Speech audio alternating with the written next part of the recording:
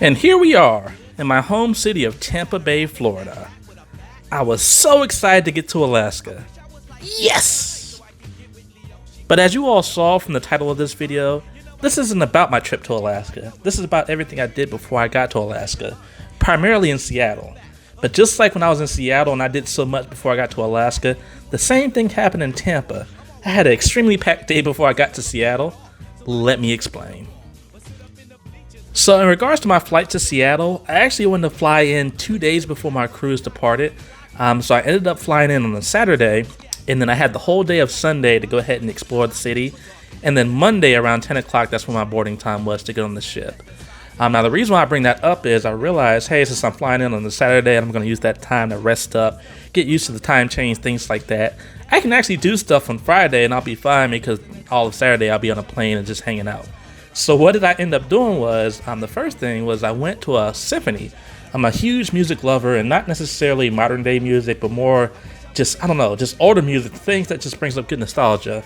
And the one thing I wanted to see was a concert, a symphony. It was at this beautiful hall in St. Petersburg, Florida. And as far as the music, it was actually a tribute to John Williams. So a lot of his movie themes and scores were played, and it was amazing.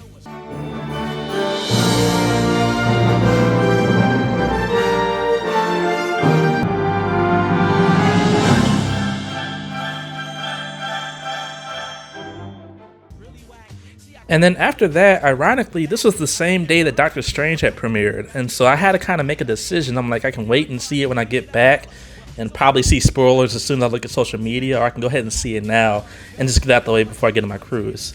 So I went ahead and saw it. I ended up renting out a movie theater at one of my favorite movie theaters. And it was almost like, not necessarily dinner in the movie because it was still lunchtime, but lunch in the movie. I had the theater all to myself and I went out with a bang.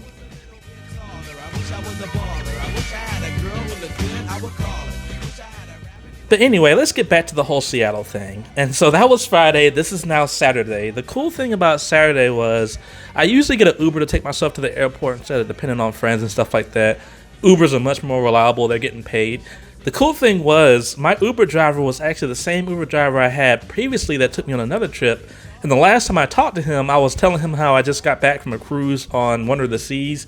And he was so excited about it, he ended up booking a cruise with him and his wife. And so when I saw him and he saw me, he was like, wait a minute, you're that guy I talked to. And I was like, yeah, you're Cornelius. I just remembered his name because he had a really cool name. And he's like, you're Mrbucketlist. And so we were just kind of talking back and forth. He was like, where are you heading now?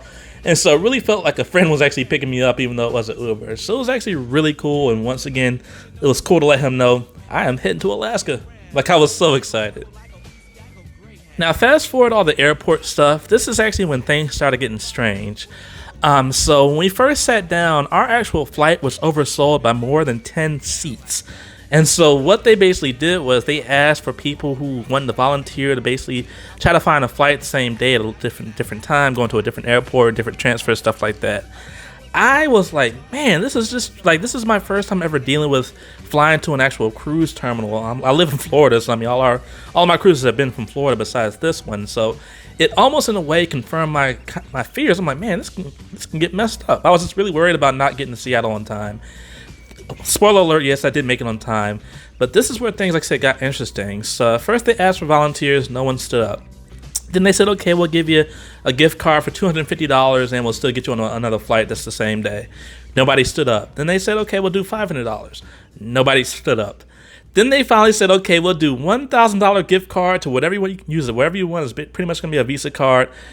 I literally was like, okay, this is time. I was like, as long as I get there, I can skip the whole doing stuff in Seattle. I'm making $1,000. Like, I'm good. So you all, guess what? They literally oversold the plane by 6 seats, and so they offered us a $1,000 gift card. American Express, you can use it anywhere to get off the plane and board at a later time. So I took it. I made an easy $1,000 just like that. Actually, I didn't. So I stood up, and then she told me to stand to the side, and all the other people stood up as well. And they had about 12 different volunteers, and so they told some people to go back. Y'all, when I say this made me so upset. So they got to me. I don't know how. I was the first one in line, but of course somehow I ended up getting pushed to the side. And I was the last person to be confirmed that I would get the $1,000 gift card. When she got to me, some guy came off the plane saying, hey, we got one more seat left open. So it was me and this other guy.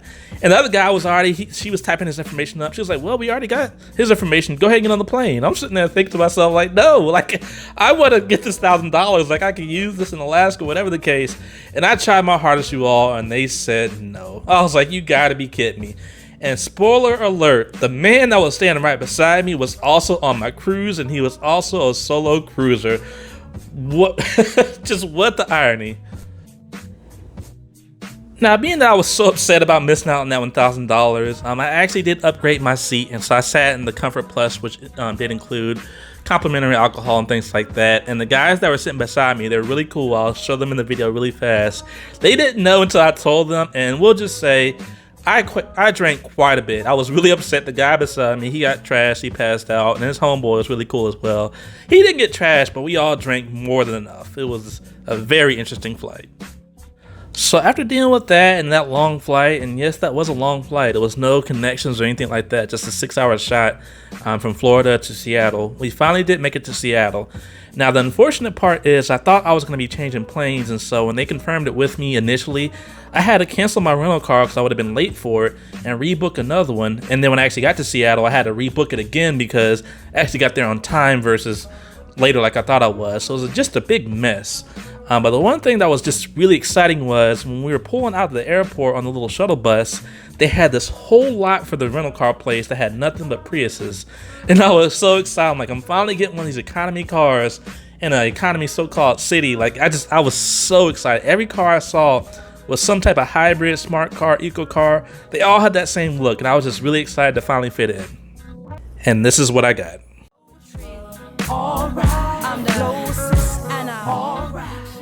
Y'all, I was so mad. I'm like, why? Like, out of all these times I'm in Seattle, why would they give me a dang Toyota 4Runner? Like, I didn't want this thing. Long story short, when I got to the ticket window, apparently all the small cars were sold out, which is a lie. I saw them when I pulled over there. The guy upcharged, he didn't upcharge me, but he upsold me a larger car saying free of charge. But y'all know what gas prices are right now. Like, would you rather be driving an electric hybrid car, or would you rather be driving this 4Runner for just one person? It didn't make any sense. And I tried my hardest to tell the guy, like, I'm good. And he kept telling me they didn't have anything smaller, and that's the reason why he was doing it. Like, he finally came clean. But then when I walked back there, the girl was like, oh, why'd you pick this big car when you had all the other? I was like, you know what? Just get me. It's just one day. It's okay. I'll just take the big car and just deal with it. But between the flight and the rental car, I'm just like, man, you gotta be kidding me. What is going on? And then after driving through Seattle and just me with my one suitcase and a family-sized SUV, it finally started to rain.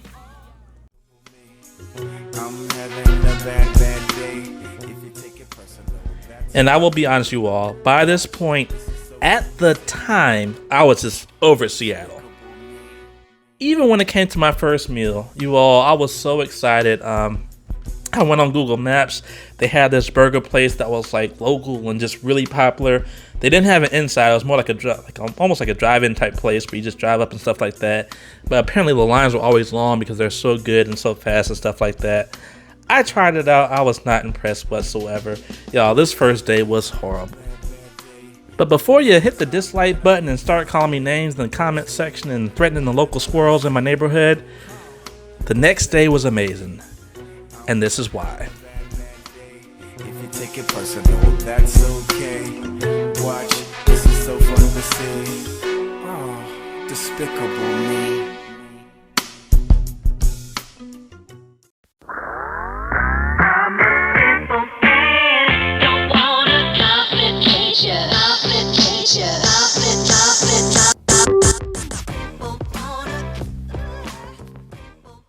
So I woke up feeling great.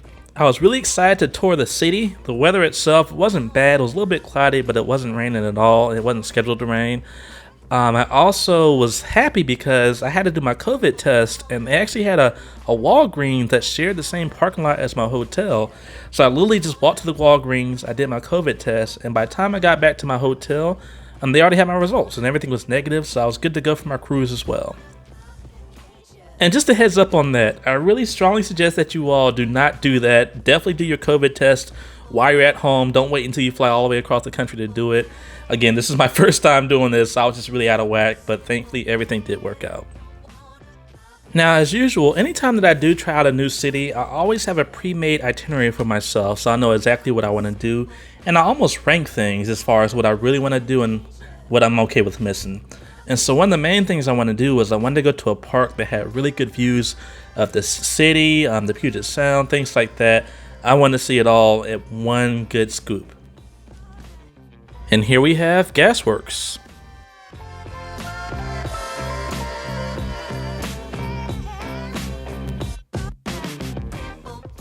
Now this park was so cool and just so unique. As far as the setting itself, I mean, as you all can see, it just has the old manufactured look to it.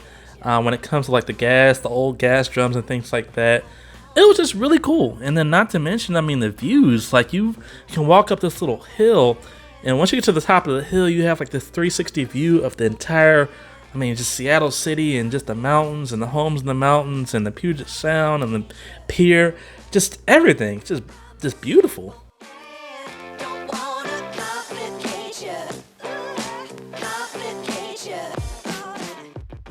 And the park is just so big. I mean, yeah, you have that hill where a lot of people will come and take selfies and stuff, but there was just so many places just to sit out and hang out and chill. And they also had this large kids area as well. So I mean, if you have kids on going on your cruise, definitely take them here. It's a nice little fun play area. And then while we were there, there was also this band. I don't know if they're like a high school or college band. I don't know who they were, but they were just randomly in there playing, almost giving us like a free concert. Check it out.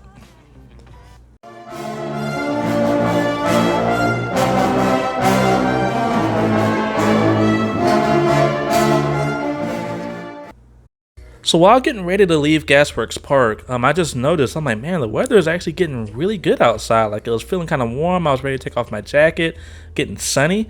I was like, man, this is actually going to be a really, really nice day. And so my next stop was to actually go to downtown Seattle. I want to check out the pier and things like that. I really didn't know where to go once I got down there, but I just really wanted to get down to downtown Seattle. So while walking in downtown Seattle, I kind of got turned around. I'm like, man, where am I going? And so I finally just looked up, and then I see a sign that says cruise terminal. I'm like, what? And so sure enough, somehow I ended up getting so lost that I walked directly to the cruise terminal. Now this is actually the part where Norwegian's cruise ships were at, but it was still really cool. Like, of course, as a big time cruiser, I love seeing different cruise terminals. I'm so used to seeing Miami and Fort Lauderdale and Orlando. It felt really cool to see this one here in Seattle. And it also felt good just to see Norwegian. I mean, they were my first love when it came to cruising. I've done 3 Norwegian cruises. A lot of people think because I do Royal Caribbean now that I don't like Norwegian. That's not the case. I've done so many of their itineraries, I kind of got burned out and I want to do different things. But I still do love Norwegian Cruise Line. They're a very good line. So after checking out the pier, I just kept walking and I saw some other things. Things like the Seattle Aquarium. They also had street performers that I talked to and I had a good conversation with. Also decided to go ahead and take a ride on the Ferris wheel. I mean, why not?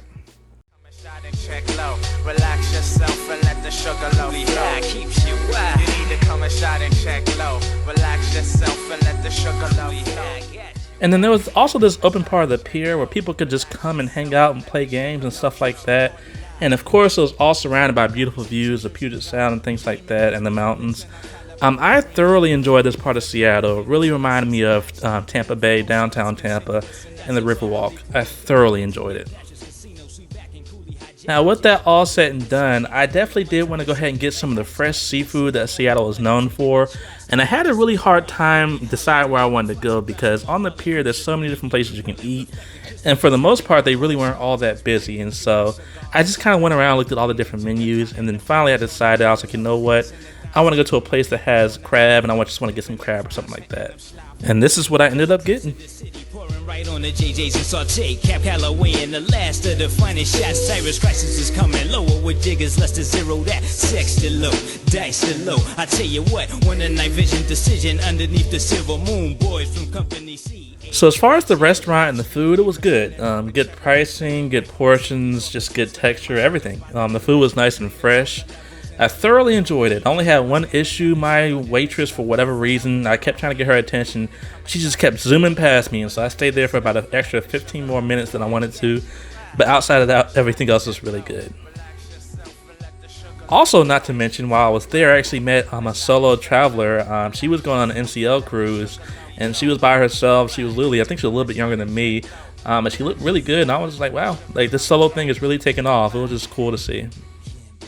So after having a good meal and checking out the pier and doing the Ferris wheel and seeing the cruise terminal and all that stuff in that area, it was finally time to check out one of the most famous landmarks in Seattle.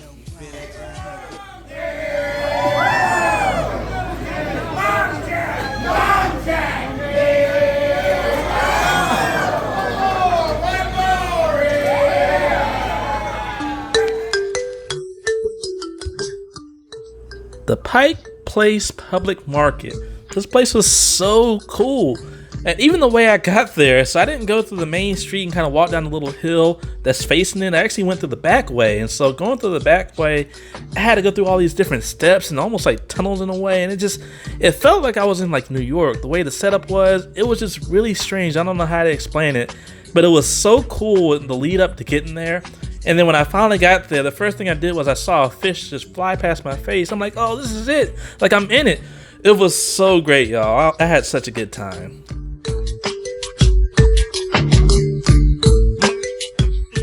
Now, being that it was a Sunday, it actually wasn't too bad at all. And ironically, you all know, if you follow this channel, I don't celebrate holidays, and so I had no idea. But at the time, it was actually Mother's Day. So there's a lot of people that were selling flowers and stuff like that. Altogether, just the market itself was really cool. I'm so happy I made it. And another cool thing is, all this I'm showing you all right now outside of Gasworks Park was actually in walking distance from where I parked in downtown Seattle. So the pier, the market, it's all really close together.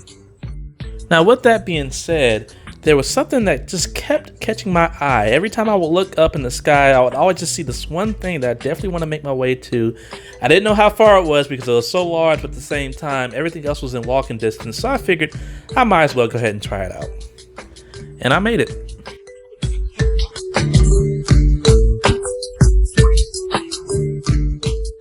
Now, for the Space Needle, I didn't stay too long. I've been to so many before, and I've jumped off of one in Las Vegas. Like, they all almost now feel the same to me.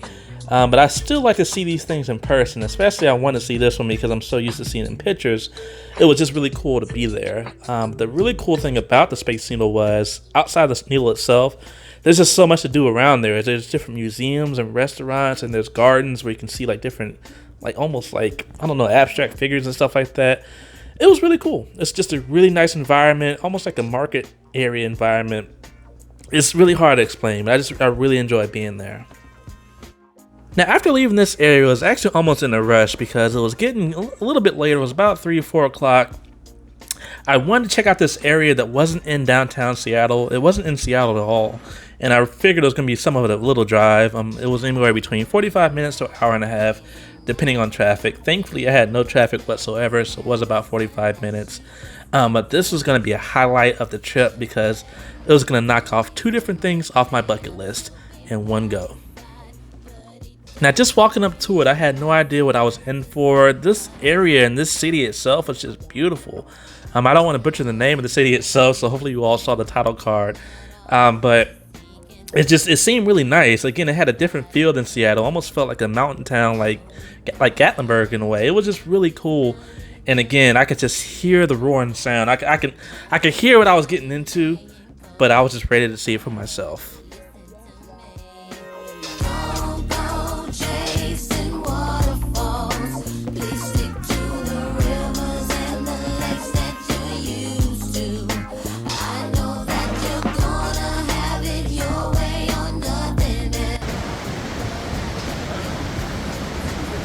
Oh my goodness, you all, these waterfalls were beautiful.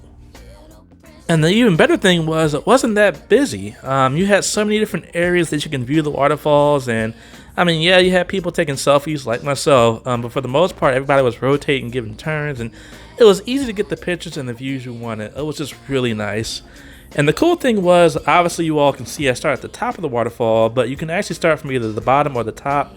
and you can actually take a trail that connects to both ways. And so I will put it out there. If you're not an experienced hiker or someone that has a lot of energy, please don't do it, because that hiking trail, especially if you're trying to get back to where you came from, either way you're gonna have to go uphill, and it was just, man, it's something else. And so it's about a 30 to 45 minute hike depending on your speed and the weather and stuff like that.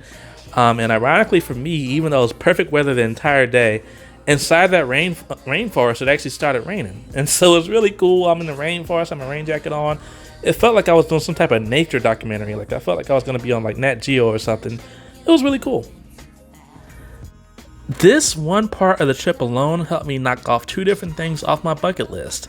One was, of course, seeing real, actual waterfalls, not the little sprinkles that you have at Disney parks down here at Florida.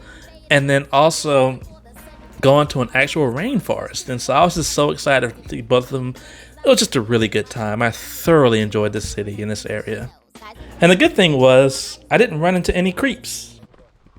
All right, what's your name? Steve. Yet. Y'all, in all seriousness, let me know if you all want to see the 4K recorded video of the fight with me and Steve. I was so mad I forgot to hit the stop record button. The GoPro was sat down on the ground, has a wide angle. It recorded everything. It's so ridiculous. It's out there. Back to the story. And that pretty much wraps up my time in Seattle. So as usual, I always love to end these solo documentaries with a positive note. Even though this is a mini documentary, that's not going to change. I will be honest, for this time around, between the flight stuff that was going on and the drinking on the plane and coming in, getting the rental car and the rain and all that stuff, I did not have the most positive outlook for this trip. I had to sit myself down and say, you know what? I'm literally on vacation across the country with a vehicle in a new city, about to go into a cruise to Alaska. There is no reason why I should have any complaints. And so what I ended up doing was I sat there and I gave myself all these different backup plans if things didn't work out, if places were closed, if it was raining. I literally had list of backup plans of what I could do. And thankfully, because of that positive outlook, I was able to actually use all of my first initial plans with no problem whatsoever.